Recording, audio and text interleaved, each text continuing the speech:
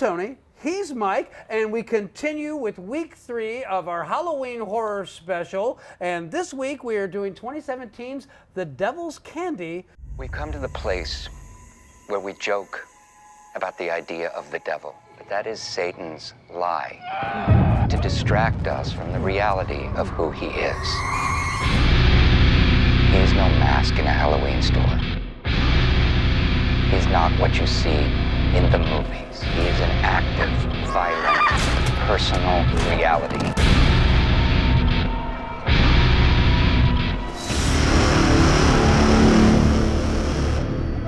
He's right.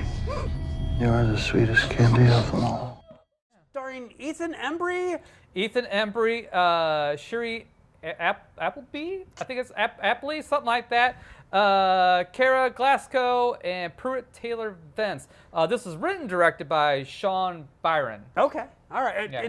Do we know what else Sean Byrne has done? You know, I knew you were going to ask this, so I actually did my homework. Even though this is a quick and dirty, we don't give a shit.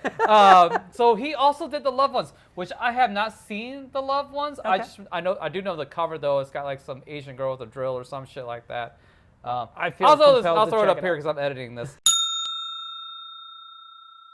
It was released by IFC Midnight. Okay. So I don't know if that means it's actually in theaters Independent or not. Film Channel. Okay. Yeah. But does that mean it actually made it to theaters or not? Because that's what it didn't say. Sometimes they do, sometimes they don't. It depends, but a lot of them do the festival circuit. Okay. So I don't know. I do remember hearing good things about this, but I also remember watching a trailer and like being kind of like, I'll skip it. yeah. That was a mistake. So well, So- and this was one of my picks, just so you guys know. And this was another one of those poking around on the streaming services, like, okay, I have no idea what that is. Hey, wait, isn't that the kid from Empire Records? Wow, Yeah. he's all grown up now. Yeah. And so therefore, I went ahead and kicked play, and I'm glad I did, because I'm watching this movie, and first off, okay, the soundtrack slaps. Well, hang on. Let's But briefly what I plot. Briefly the plot. The plot is very simply this: there is a disturbed man who kills his mother and father, and then Ethan Embry and his wife and daughter move into that house, unbeknownst that those folks were murdered. They're told by the realtor that they just died. Yeah. Okay. By law, I have to fess up to any death in the house. And in this case, there were 2. And now you can't sell it, which is why the price is so low. Next showing's at 11. Got them lined up all day. And after they move into the house, some crazy shit starts happening. Ethan Embry is an artist, and he starts having these really disturbing visions.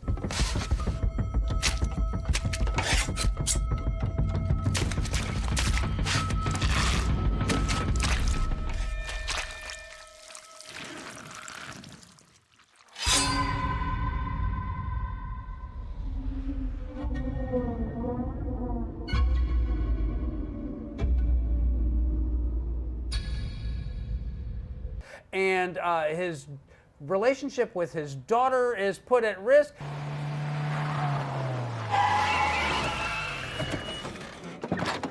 It's only my second day. I don't know anyone. And you just left me here. I was painting. I thought that I was in there for 5 minutes. I didn't think that I was in there for so long. I completely got lost in it. Don't do it again. I won't. Swear I swear. on my grave. And then it turns out that, you know what, I'm not going to spoil it. I'm going to stop right there. I'm just going to Yeah, I'm stop not right going there. to spoil this one Yeah. either. Normally I do that, but I really enjoyed this film, so that's the only spoiler you'll get from me. This is the kind of movie Rob Zombie wishes he was talented enough to make. That's it. That is my statement on this, because this movie very accurate. slaps. That's very So- accurate. That is very accurate. Yeah, it's a very intimate story. It's a model of efficiency. Yeah.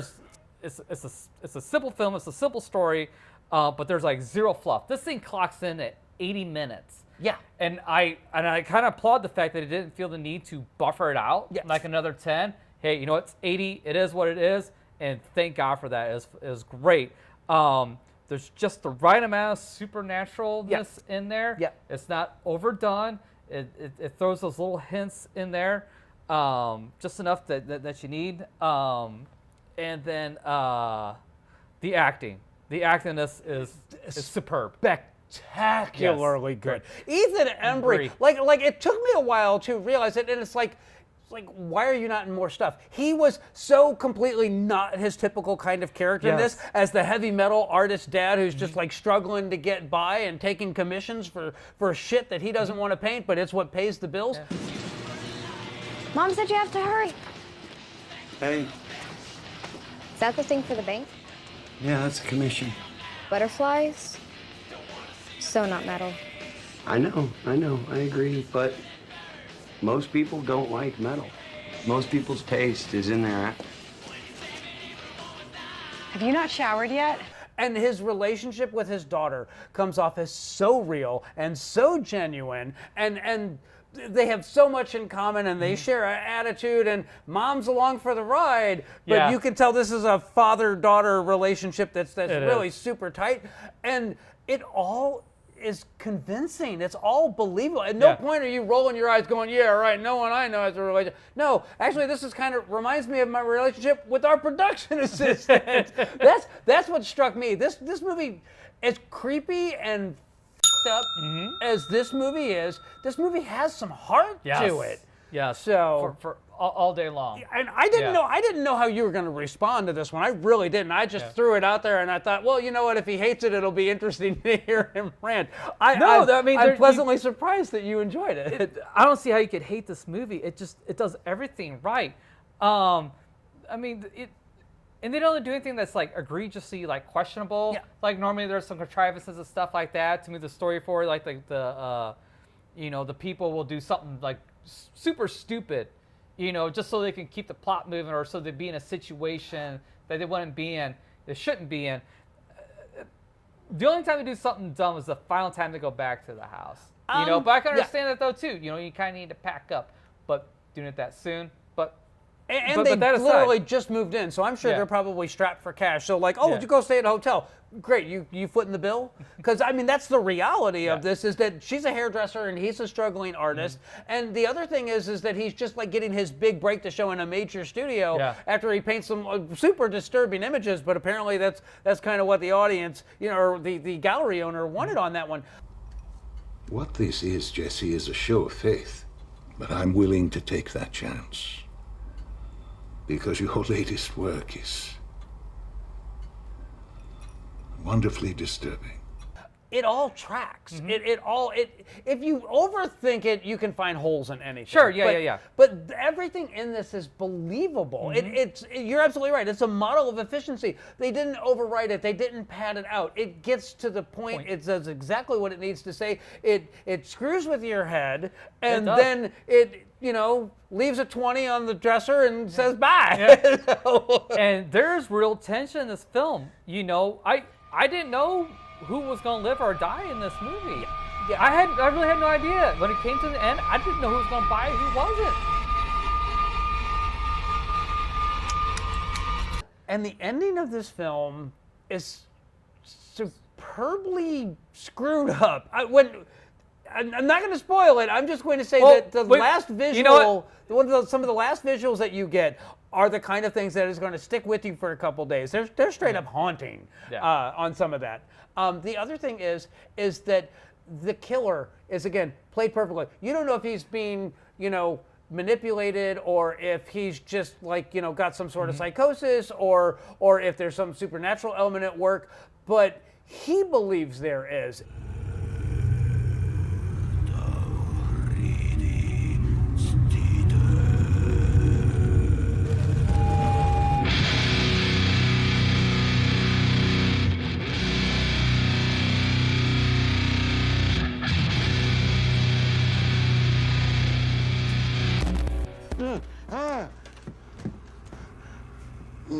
Ray? I play it loud. I can't hear him.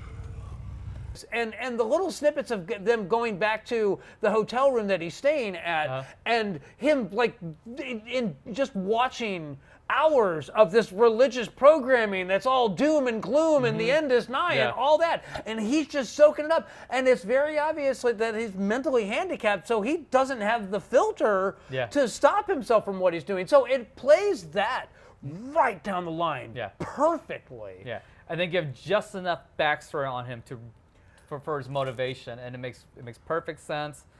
And you'll recognize him too.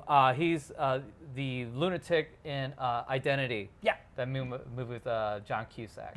Yeah. There's nothing that I didn't like about this film. I would recommend this film all day long. Yeah. I had, again, trying not to spoil this film while having a conversation about it is kind of difficult to do, but I will say this.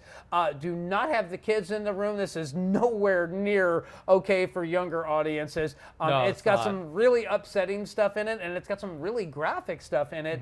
And if you don't do hardcore horror, this might not be your jam on this, but if you're a true horror fan and you like a real deep, hard psychological drama, this is it. This is it. Also, if you're sensitive to violence towards children, stay away from this film. Yeah, there's a lot of visual storytelling that's done without doing it as gruesomely as possible, but most definitely doing it with the maximum emotional impact. And that is absolute kudos to this. Again, the soundtrack on this movie is phenomenal because the daughter and the dad are heavy metal fans, and they're constantly having that whole metal, and it's endearing, and it doesn't feel over the top. It doesn't feel corny or staged or anything like that. It's honestly, it's the first like heavy metal horror film that I've seen in a long time that it didn't feel like it was dumbed down or it was posery or that it was, we're catering to this audience because we know metalheads love horror films, and look, we've got a Metallica song, Enter Sandman. No, Enter Sandman's not in this fucking movie. No, there's good Metallica in this movie. The Cliff Burton shit. Yeah. Old school, baby. Old school. But then it's also obvious that whoever was involved in this film was a legit metalhead because they had stuff for Ghost, which, how often have you ever seen Ghost represented in a heavy metal film? The soundtrack's staggering. It plays perfectly along with all the themes of the film. I can't say enough good things about this. No, me either. It's a recommend. If you're a horror fan, it's an absolute buy for sure. Yeah.